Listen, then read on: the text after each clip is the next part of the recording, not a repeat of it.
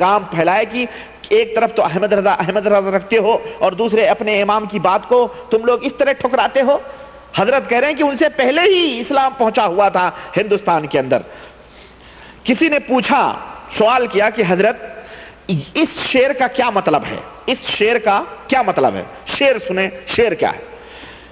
شعر ہے کہ شب اہل نظر نے غور سے دیکھا تو یہ کھلا.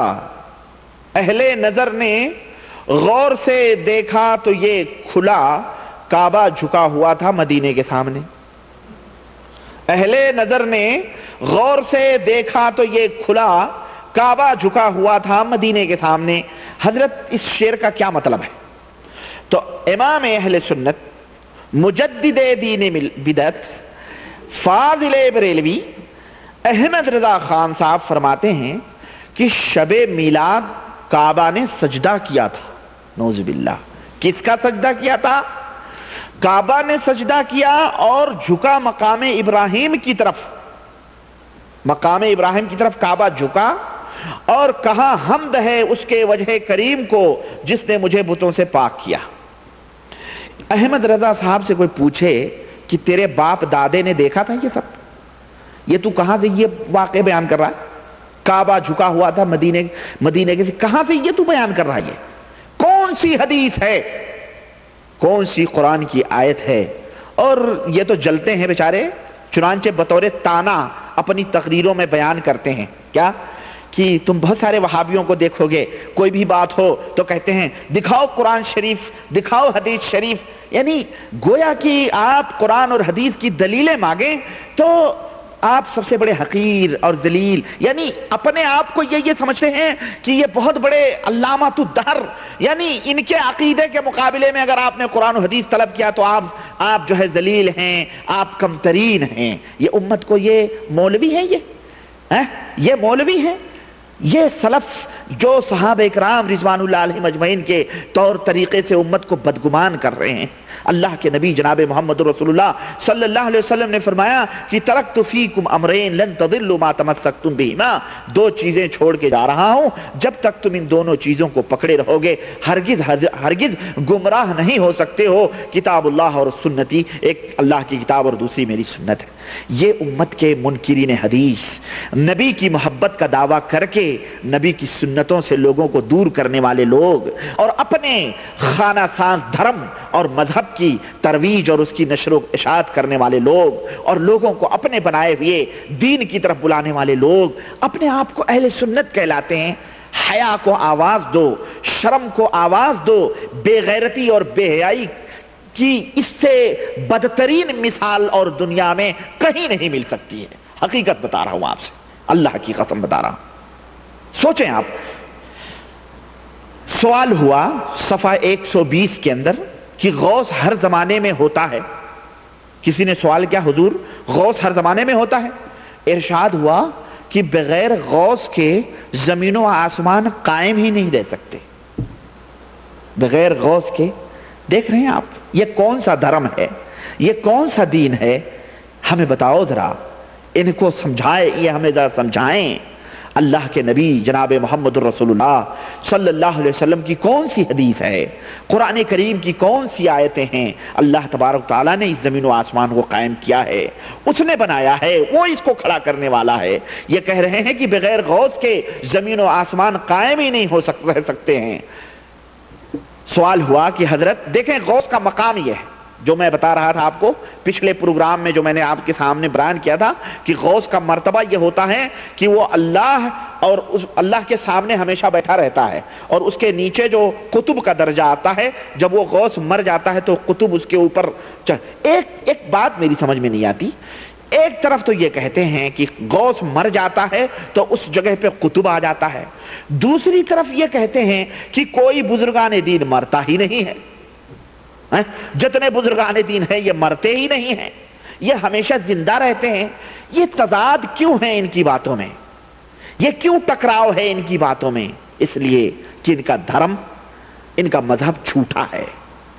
اور یہ کتابیں کوئی میری نہیں ہیں، یہ انہی کے دھرم کی لکھی ہوئی، اور ان کے دھرم میں کوئی ایرو گیرو جمن سبراتی بکراتی نے نہیں لکھی ہے، بلکہ یہ اپنا پیشوا، رہنما، امام، قائد، اور القاب دیکھیں تو اللہ کی پناہ، اللہ کے نبی صلی اللہ علیہ وسلم تو حضرت محمد الرسول اللہ صلی اللہ علیہ وسلم ہیں، اور یہ ہیں اعلیٰ حضرت۔ یہ کیا ہیں؟ سب سے بڑے حضرت، سب سے بڑے حضرت یہ ہیں۔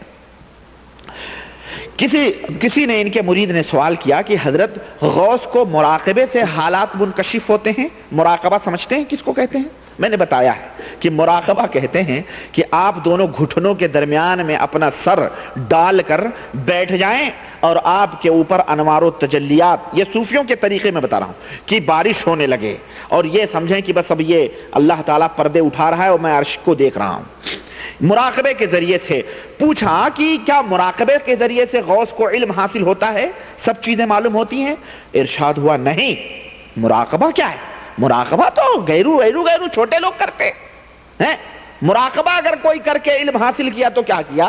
کہا نہیں، بلکہ انہیں ہر حال یوں ہی مثل آئینہ پیش نظر رہتا ہے، ہر حالت، دنیا کی ہر چیز، نظام عالم پورا مثل آئینہ کے ان کے سامنے ہوتا ہے۔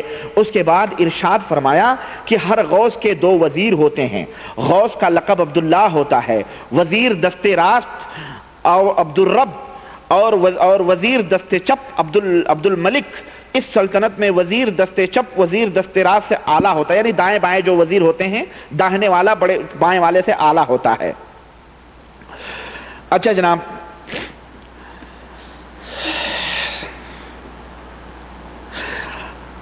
کہتے ہیں کہ امام حسن رضی اللہ تعالیٰ عنہ سے درجہ بدرجہ امام حسن عسکری تک یہ سب حضرات مستقل غوث ہوئے ہیں، یعنی حضرت عمر، حضرت ابو بکر، حضرت علی، حضرت عثمان، حضرت غنی، حضرت حسین، حضرت علی اور حضرت علی، یہ تمام سب جو ہے کیا کہتے ہیں، یہ سب یعنی ایک کے بعد دیگرے غوث ہوئے ہیں۔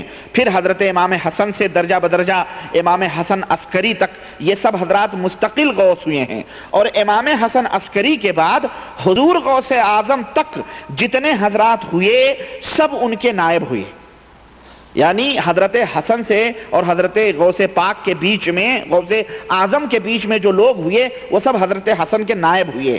ان کے بعد سیدنا غوث اعظم مستقل غوث، حضور تنہا غوثیت کبریٰ کے درجے پر فائز ہوئے۔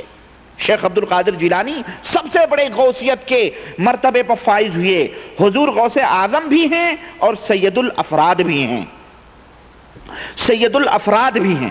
اب یہ سید الافراد کون لوگ ہوتے ہیں؟ سید الافراد کون لوگ ہوتے ہیں؟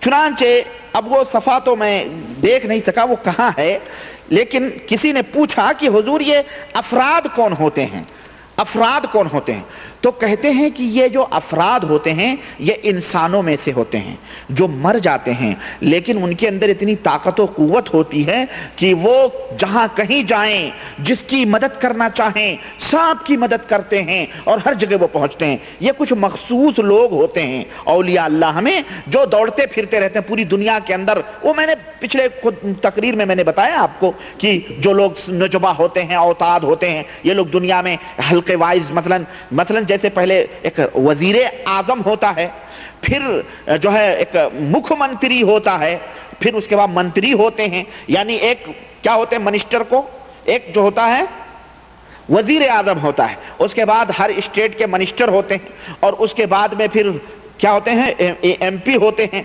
پھر کیا ہوتے ہیں وہ دوسرا کیا ہوتا ہے ایم ایل اے ہوتے ہیں، اس کے بعد کونسلر ہوتے ہیں، اس کے بعد دوسرے، اس طرح سے پورا ملک کا ڈھانچہ چلتا ہے۔ اسی طرح اللہ تعالیٰ نے بھی اپنا یہ ملک چلانے کے لیے وزیر اعظم کسی کو بنایا ہوا ہے، تو کوئی ایم ایل اے ہے، تو کوئی ایم پی ہے، تو کوئی کونسلر ہے، تو کوئی گورنر ہے، تو کوئی کچھ ہے، کوئی اس طرح سے اللہ تعالیٰ سب کو بانٹے ہوئے ہیں اور سب لوگ اپنے اپنے حلقوں میں تصرف کر رہے ہوتے ہیں۔ چنانچہ کہتے ہیں کہ حضور غوث اعظم کے بعد اب کوئی غوث نہیں آئے گا، جتنے افراد ہوں گے سب کے سب سید الافراد کہلائیں گے، یہ سب حضور غوث اعظم کے نائب کہلاتے ہیں، پھر امام مہدی کو غوثیت کبریٰ عطا ہوگی۔ پوچھا گیا حضور افراد کون لوگ ہیں؟ دیکھیں میں کہہ رہا تھا کہ پتہ نہیں کون سے صفحے میں لکھا ہوا، لیکن الحمدللہ مجھے یہی نظر آ گیا، صفحہ 121 کے اندر کسی سوال کے بعد میں کسی نے پوچھا یہ حضور افراد کون ہوتے ہیں؟ کہتے ہیں کہ افراد جو ہیں یہ اجلے اولیاء کرام سے ہوتے ہیں، ولایت کے درجات میں غوثیت کے بعد فردیت کا درجہ آتا ہے، یعنی یہ وہی چنانچہ واقعہ بیان کر رہے ہیں کہ ایک صاحب بہت بڑے ولی اللہ تھے، کسی نے پوچھا کہ حضرت خضر علیہ السلام زندہ ہیں، ایک بہت بڑے ولی اللہ تھے، ان سے کسی نے پوچھا کہ حضرت خضر علیہ السلام زندہ ہیں؟ فرمایا ابھی ابھی مجھ سے ملاقات ہوئی تھی۔ فرماتے تھے کہ میں نے جنگل میں ٹیلے پر ایک نور دیکھا ہے، جب میں قریب گیا تو معلوم ہوا کہ وہ کمبل کا نور ہے، ایک صاحب اسے اوڑھے سو رہے ہیں، میں نے پاؤں پکڑ کر ہلایا اور جگا کر کہا اٹھو مشغول بخدا ہو، کہا آپ اپنے کام میں مشغول رہیں، مجھے میری حالت پر رہنے دیجئے۔ میں نے کہا کہ میں مشہور کیے دیتا ہوں کہ یہ ولی اللہ ہے۔ وہ کمبل اوڑھ کے پڑا تھا، ان کا ٹانگ پکڑ کے کہا اٹھو، تو اللہ کے ذکر میں مشغول ہو، تو کہا تم اپنا کام کرو، ہمیں کمبل اوڑھ کے لیٹے رہنے دو بھائی۔ تو حضرت خضر نے کہا کہ میں مشہور کر دوں گا کہ تم ولی اللہ ہو۔ تو ولی اللہ نے کہا کہ میں مشہور کر دوں گا کہ یہ حضرت خضر ہیں۔ اللہ اکبر، دیکھ رہے ہیں آپ؟ کہنے لگے میں نے کہا کہ میرے لیے دعا کرو، تو آپ کہنے لگے کہ دعا تو آپ ہی کا حق ہے۔ میں نے کہا تمہیں دعا کرنی ہوگی۔ اس نے کہا وفر اللہ حظک من، اللہ تعالیٰ اپنی ذات میں آپ کا نصیبہ زائد کرے، اور کہا کہ میں اگر غائب ہو جاؤں تو ملامت نہ کیجئے گا، اور فوری طور پر وہیں سے نظر سے دھواں ہو گئے، غائب ہو گئے۔ علاء الدین کے چراغ کی طرح رگڑو تو ایک جن نکلے، اور تھوڑی دیر کے بعد حکم دو تو وہ جن غائب۔